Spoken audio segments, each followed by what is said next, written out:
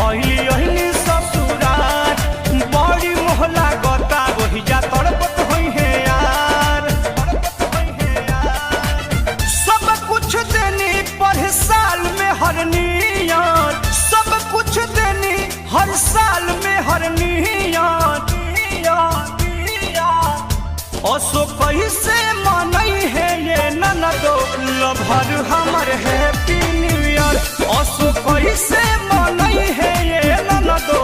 जानू हमर happy new year जाए तो का करबू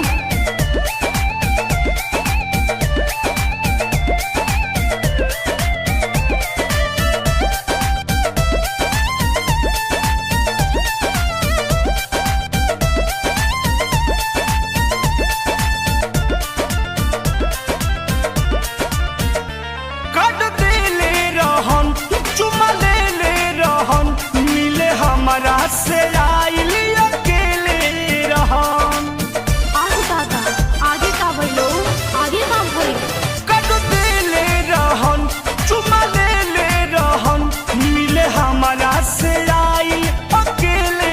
रहन कहो हेतवा में लागो रहे सरसों पियर पियर हेतवा में लागो रहे सरसों पियर पियर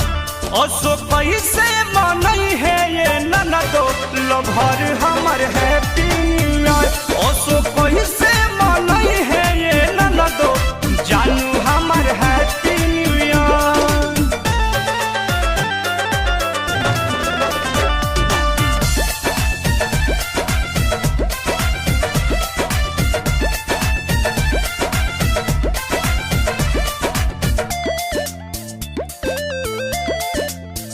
छूटल बचपन के साथ खाना होई है ना खात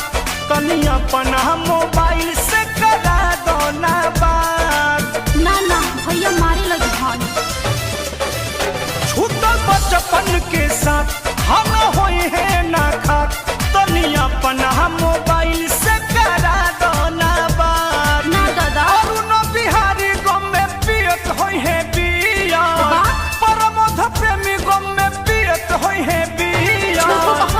असो कैसे मनई है ये ननदो लभर हमर हैप्पी न्यू ईयर असो कैसे मनई है ये ननदो अपू हमर हैप्पी न्यू ईयर नया साल में शादी भइली अहिनी ससुरार बड़ी मोहला गता वही जा तड़पत होई है यार तड़पत होई है यार सब कुछ देनी पर साल में हर नियत सब कुछ देनी हर साल में हर नियत असो कैसे मनई है ये ननदो लभर हमर हैप्पी न्यू ईयर असो कैसे मनई है ये